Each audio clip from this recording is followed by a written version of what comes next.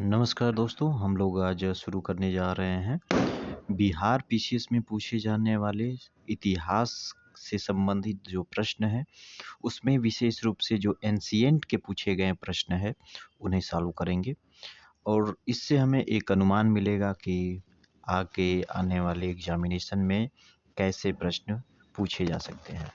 तो आप इसे देख लीजिए। हम लोग इसमें पाषाण काल, सैंधव सभ्यता, मौर्य काल, वैदिक काल, ठीक है, और छठी शताब्दी ईसा पूर्व के आसपास के जो समय से जो प्रश्न पूछे गए हैं, उन्हें देखेंगे। तो आइए शुरू करते हैं और इसमें हम उन सभी प्रश्नों को देख लेंगे जो रिपीट होते हैं और जिनके पूछे जाने की संभावनाएं भी लगातार हर वर्ष बनी रहती हैं। ठीक है, तो आइए हम उसे शुरू करते हैं।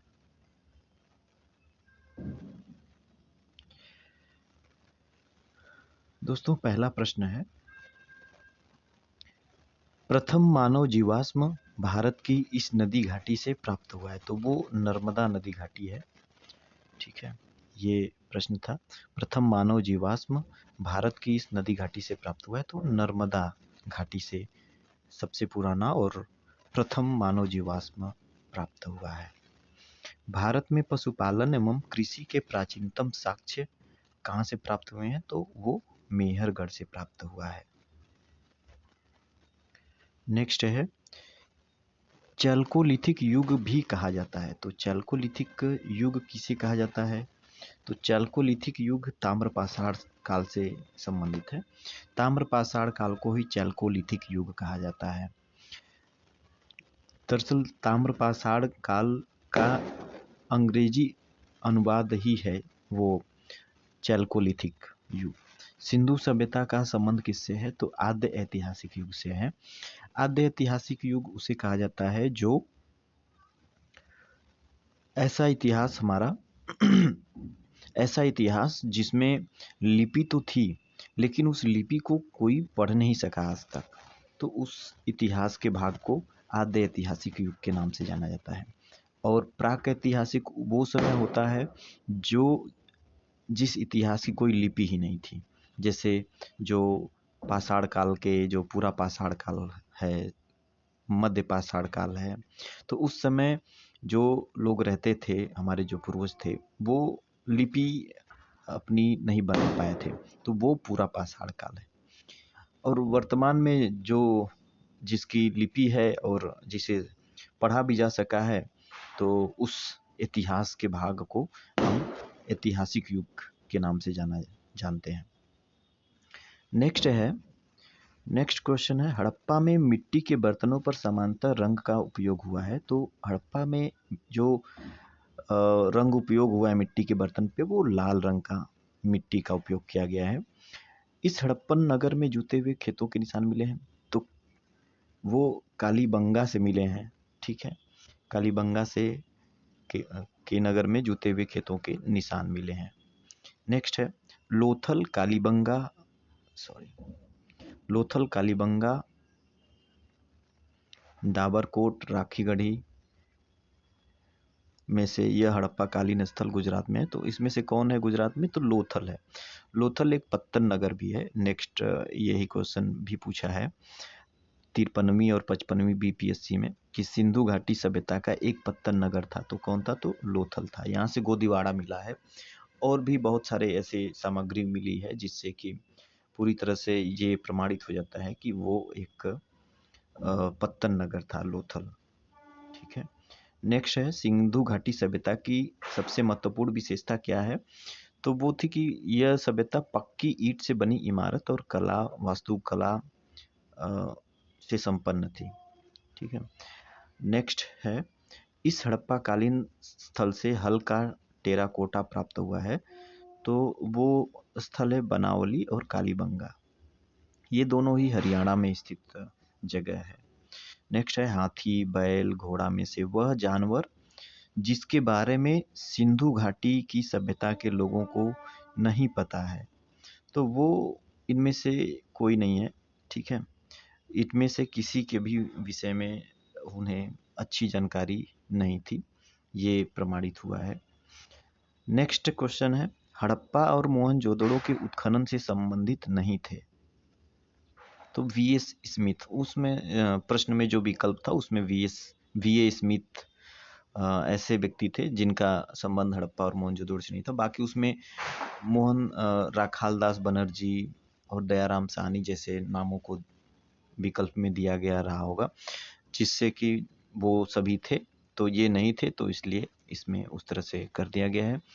नेक्स्ट है ये मिलान है, ठीक है, मिलान है, तो जो कि ये मिला हुआ ही है, ये CDPO 2005 में पूछा गया है। तो उत्तनूर जो जगह है ये तेलंगाना में है। चिरांद ये बिहार में पड़ता है, बिहार के सारण जिले में है। गुफक्राल जो स्थान है ये कश्मीर में स्थित है। पय्यमपल्ली जगह ये तमिलनाडु में स्थित है। और भीमबेटका स्थल कहाँ है, तो ये रायसेन मध्य प्रदेश में है, ये रायसेन जिले में स्थित है भीमबेटका से भीमबेटका से बहुत ही प्राचीन कुछ पेंटिंग्स मिले हैं जो कि महत्वपूर्ण हो जाते हैं मानव सभ्यता के विकास के बारे में जानकारी जुटाने में। अब हम लोग आ जाते हैं वैदिक काल में। वैदिक काल से संबंधित जो BPSC में PYQ रहे हैं उनको देख लेते हैं। तो चलिए शुरू करते हैं। पहला है, ऋग्वेद संहिता का कौन सा नवां मंडल पूर्णतः समर्पित है। ये ऋग्वेद संहिता का 9वां मंडल पूर्णतः समर्पित है, तो वो किसे समर्पित है, तो सोम और स्पे पर नामकृत देवता को, मतलब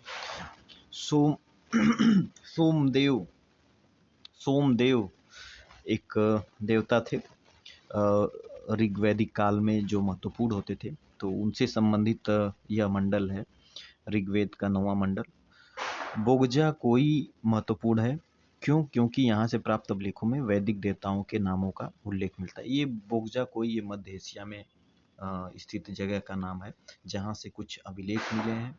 उसमें वरुण, नासत्य और इंद्र नाम का उल्लेख मिलता है, तो इससे ये अनुमान मिलता है कि जो हमारी वैदिक काल का जो समय था उस समय वहाँ से भी हमारे संबंध कुछ रहे थे। ठीक है, नेक्स्ट हम लोग देखते हैं, प्रसिद्ध 10 राजाओं का युद्ध इस नदी के तट पर लड़ा गया था, तो वो परोसड़ी नदी के तट पे लड़ा गया था। परोसड़ी नदी को हम वर्तमान में रावी के नाम से जानते हैं। अगला PYQ है दोस्तों, गायत्री मंत्र किस पुस्तक में मिलता है, तो ये ऋग्वेद में मिलता है। नेक्स्ट है, इस काल में अछूत की अवधारणा स्पष्ट रूप से उद्गीत हुई, तो धर्मशास्त्र के समय में। धर्मशास्त्र मतलब ये उत्तर वैदिक काल का समय था जिसमें अछूत या छुआछूत या अस्पृश्यता की जो धारणा थी वो उभर करके सामने आई। जब जाति का कॉन्सेप्ट समाज में डेवलप हुआ तब की ये बात की जा रही है। तो जो जाति और जाति का जो वंशानुगत जाति का जो कॉन्सेप्ट है ये उत्तर वैदिक काल में आया था। वैदिक काल में जाति जो जन्म से संबंधित नहीं थी बल्कि ये कर्म पर आधारित हुआ करती थी।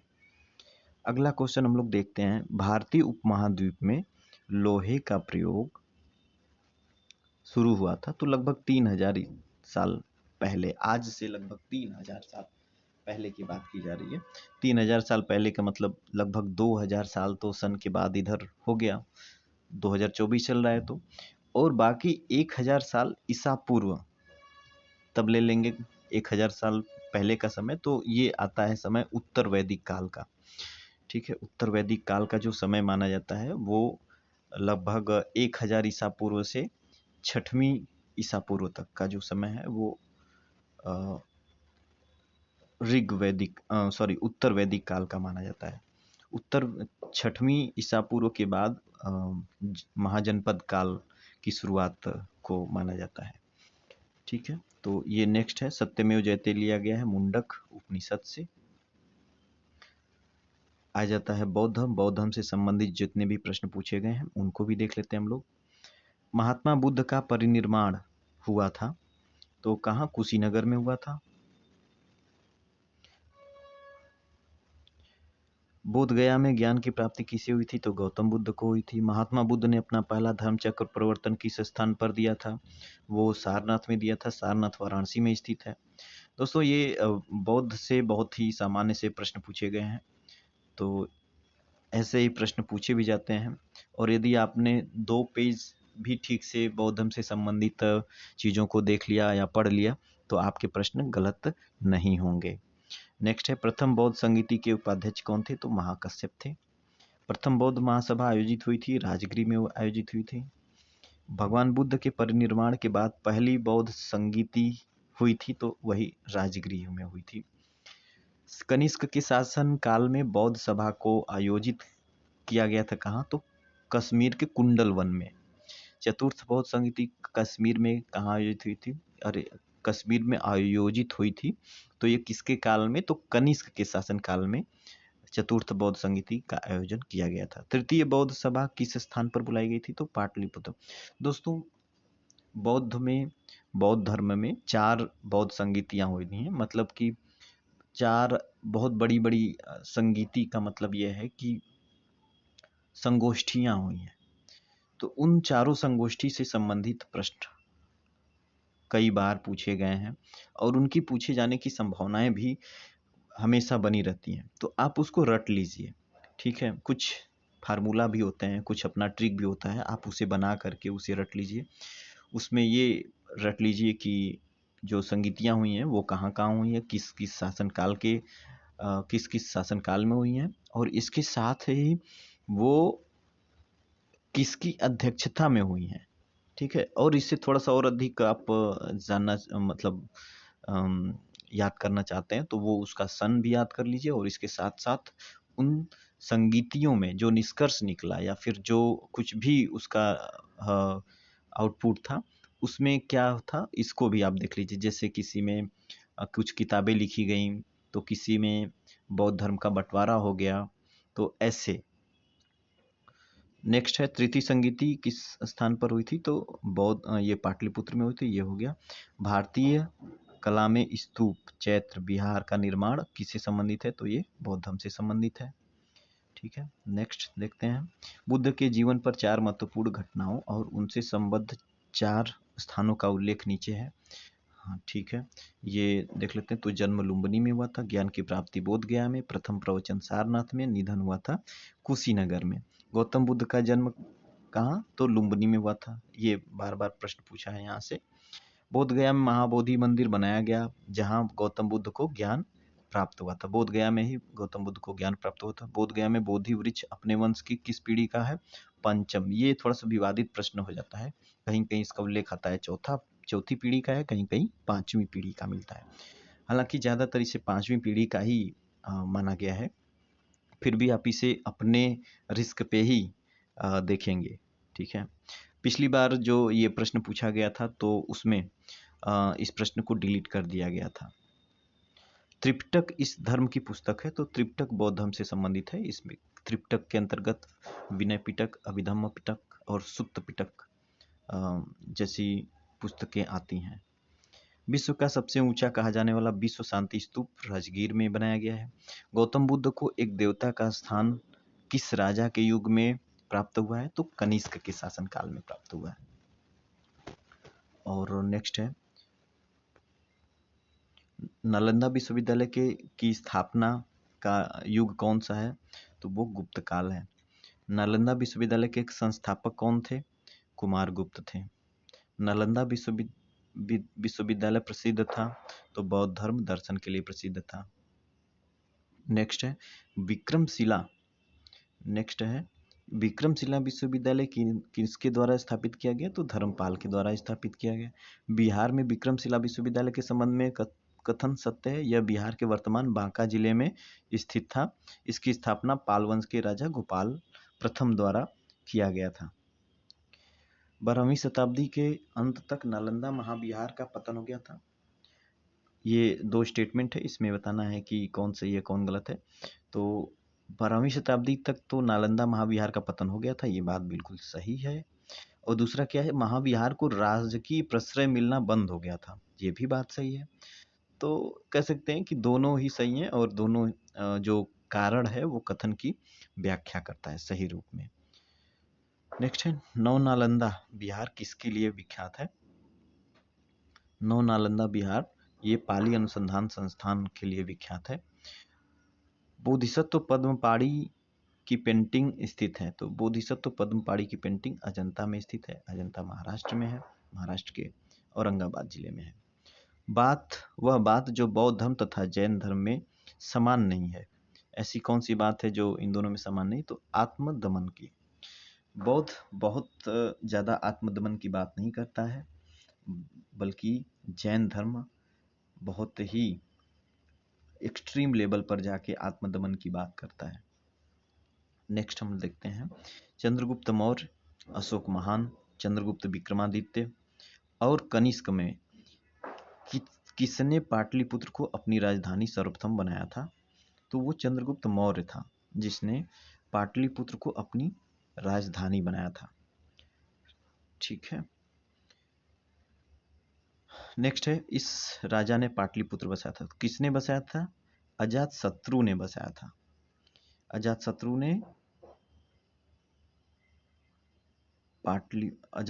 ने पाटलिपुत्र को बसाया था। लेकिन अगर पूछेगा, अगर ये ऊपर नाम नहीं दिए होते कि चंद्रगुप्त मौर्य, अशोक महान, चंद्रगुप्त विक्रमादित्य और कनिष्क में किसने, अगर ये ऊपर के ये चारों नाम नहीं होते तो यहाँ पे जो था कि सबसे पहले पाटलिपुत्र को किसने राजधानी बनाई, तब ये हो जाता उदयन। ठीक है, तो इस बात का आप लोग ध्यान रखिएगा। पाटलिपुत्र बसाया था अजातशत्रु ने, लेकिन पाटलिपुत्र को सबसे पहले राजधानी बनाया था उदयन ने। नेक्स्ट है सर्वप्रथम पाटलिपुत्र का राजधानी के रूप में चयन किया उदयन द्वारा। देखिए नीचे फिर उस प्रश्न को पूछ दिया है 46वें बीपीएससी में। तो वो है प्रारंभिक वैदिक काल के दौरान यह शहर प्राचीन मगध साम्राज्य की राजधानी के रूप में कार्य करता था। तो राजगिरी सबसे पहले यह मगध की राजधानी हुआ करती थी, लेकिन इसको जो है उदयन द्वारा पाटलिपुत्र में लाया गया। लेकिन अगर पूछेगा कि पाटलिपुत्र की स्थापना तो अजातशत्रु ने की थी। अजातशत्रु किसका पुत्र था? तो बिंबिसार का पुत्र था। हर्यक वंश का वह शासक था। नेक्स्ट है प्रथम मगध साम्राज्य का उत्कर्ष किस शताब्दी में हुआ था? तो यह 6ठी शताब्दी में हुआ था मगध का उत्कर्ष। विश्व का पहला गणतंत्र वैशाली में स्थापित किया गया, किसके द्वारा? तो लिच्छवी द्वारा स्थापित किया गया था। ईसा पूर्व 6ठी सदी में विश्व की प्रथम गणतंत्रात्मक व्यवस्था कौन सी थी? ईसा पूर्व 6ठी शताब्दी में विश्व की प्रथम तो वैशाली थी। 16 महाजनपदों की सूची कहाँ उपलब्ध है? अंगुत्तर निकाय में, भगवती सूत्र में, इन दोनों में ही मिलता है 16 महाजनपदों का उल्लेख। मगध की राजधानी कौन सी थी? तो गिरिव्रज या राजगिरी थी। ये कई बार प्रश्न पूछा गया है, तो आप लोग इसको नहीं भूलेंगे। किसी भी स्थिति में इसे हमेशा याद रखना होगा कि मगध की राजधानी, पहली राजधानी पूछेगा तो भी गिरिव्रज या राजगिरी, आजकल इसको राजगीर के नाम से जाना जाता है। मगध की प्रथम राजधानी कौन सी थी? तो फिर से देखिए वही प्रश्न पूछा है। अब नेक्स्ट हम लोग सुमेल देख लेते हैं। तो मल्ल का संबंध किससे है? मल्ल की राजधानी कुशीनारा थी। अंग की राजधानी चंपा थी। गांधार की तक्षशिला, वत्स की कौशाम्बी थी। नेक्स्ट देख लेते हैं मौर्य साम्राज्य से संबंधित प्रश्न देख लेते हैं हम लोग। भारत में सबसे पहले साम्राज्य की स्थापना किस शासक के द्वारा की गई थी? चंद्रगुप्त मौर्य। दरअसल ये विकल्प के आधार पे इसका जवाब है चंद्रगुप्त मौर्य। ठीक है, जिसके ग्रंथ में चंद्रगुप्त मौर्य का विशिष्ट रूप से जो वर्णन हुआ है तो वह है विशाखदत्त। विशाखदत्त की मुद्रा राक्षस है पुस्तक का नाम। किसके ग्रंथ में चंद्रगुप्त मौर्य का विशेष रूप से वर्णन हुआ है? तो विशाखदत्त की मुद्रा राक्षस में। सेंड्रोकोट्टस से चंद्रगुप्त मौर्य की पहचान किसने की? तो विलियम जोन्स ने की थी। कौटिल्य की पुस्तक किस विषय पर आधारित है? तो आर्थिक शासन के सिद्धांत और अभ्यास, विदेश नीति, धन संचय। तो इसमें से ज़्यादातर आर्थिक से तो कम है, शासन के सिद्धांत, विदेश नीति, धन संचय, इन सबसे संबंधित ये है। तो कह सकते हैं कि एक से अधिक। अगर इनमें से एक बताना होता तो हमें बी का ऑप्शन सबसे मतलब सबसे अधिक नज़दीक का लगता है, तो वो उसको चुना जाता। कौटिल्य के अर्थशास्त्र में इस पहलू पर प्रकाश डाला गया है, तो राजनीतिक नीतियों पर प्रकाश डाला गया है। पाटलिपुत्र में स्थित चंद्रगुप्त का महल मुख्यतः बना था तो लकड़ी का बना था। कुम्हरार एक जगह है पटना में जहाँ से यह अवशेष मिला है, तो उसे ही माना जाता है कि वहीं पर चंद्रगुप्त मौर्य का जो दरबार था वहीं पे था, उनका महल वहीं पे था। मौर्य राजा जिसने दक्कन की विजय प्राप्त की थी तो चंद्रगुप्त ने। अभिलेख जिससे यह प्रमाणित होता है कि चंद्रगुप्त का प्रभाव पश्चिम पर था, रुद्रदामन का जूनागढ़ अभिलेख, यह गुजरात में स्थित है। तो इसी से प्राप्त पता चलता है कि पश्चिमी भारत में भी चंद्रगुप्त मौर्य का प्रभाव था। वह क्षेत्र जो अशोक के साम्राज्य में शामिल नहीं था, तो श्रीलंका। अशोक के शासनकाल में बौद्ध सभा किस नगर में आयोजित की गई थी, तो पाटलिपुत्र में की गई थी। नेक्स्ट प्रश्न है, अशोक के शिलालेखों में प्रयुक्त भाषा कौन सी है, तो प्राकृत। ज़्यादातर शिलालेखों में, बाकी खरोष्ठी भी मिलता है, ब्राह्मी भी मिलता है, ऐसे भी भाषा है। तो आप इसको विस्तार से जब पढ़ेंगे तो उसमें देख लीजिएगा कि कहाँ से खरोष्ठी मिला है, कहाँ से ब्राह्मी मिला है, कहाँ से प्राकृत मिला है। यह महाजनपद अब भारत का हिस्सा नहीं है, तो कौन सा, तो गांधार। गांधार ये अफगानिस्तान में चला गया है। अशोक की नीति के आर्थिक परिणामों के कारण ही मौर्य साम्राज्य का पतन अधिकांशतः उचित था। इस तथ्य पर विश्वास कौन करता है, तो रोमिला थापर एक इतिहासकार हैं जिन्होंने ये बात कही है। नेक्स्ट है, महावंश के अनुसार बिंबिसार इस आयु में सिंहासन पर बैठा था, तो 15 वर्ष की आयु में बिंबिसार सिंहासन पर बैठा था। नेक्स्ट है, ब्राह्मी लिपि को सर्वप्रथम किसने पढ़ा, तो जेम्स प्रिंसेप ने पढ़ा था।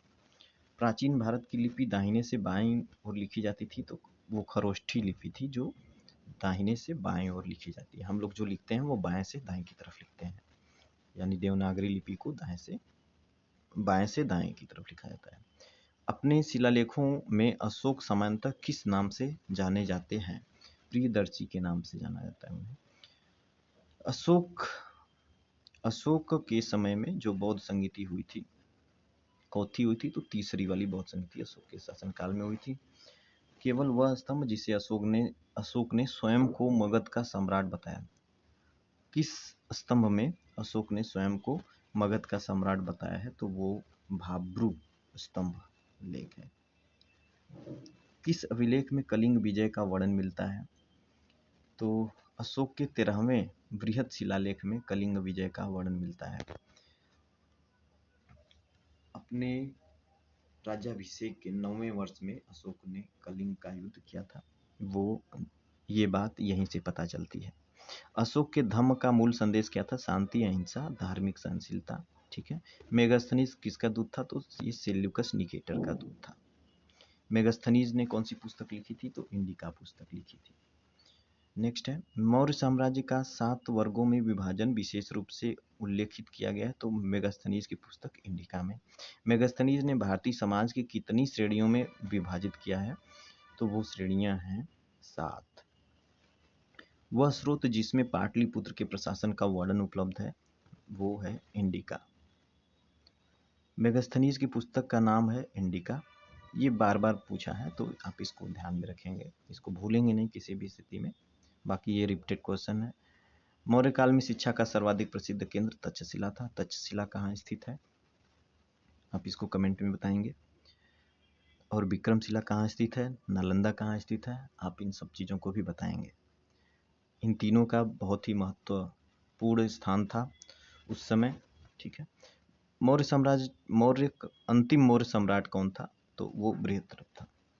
ठीक है। अब बस समाप्त हो जाता है, हमने PYQ से संबंधित सभी प्रश्नों को देख लिया है। अब नेक्स्ट में हम एक और वीडियो बनाएंगे जो बहुत ही छोटा होगा। ये वीडियो तो लगभग 25 मिनट का हो गया, वो वीडियो शायद 10 मिनट में ही रहेगा। और इतने ही समय में हम बिहार PCS में पूछे गए अब तक के सभी एंशिएंट के प्रश्नों को हल कर लेंगे। तो थोड़ी थोड़ी समय में आप इन सब चीज़ों को कम समय में मतलब पूरा करने के लिए हमारा वीडियो देखते रहिए, हमारे चैनल को सब्सक्राइब कर लीजिए। बहुत बहुत धन्यवाद।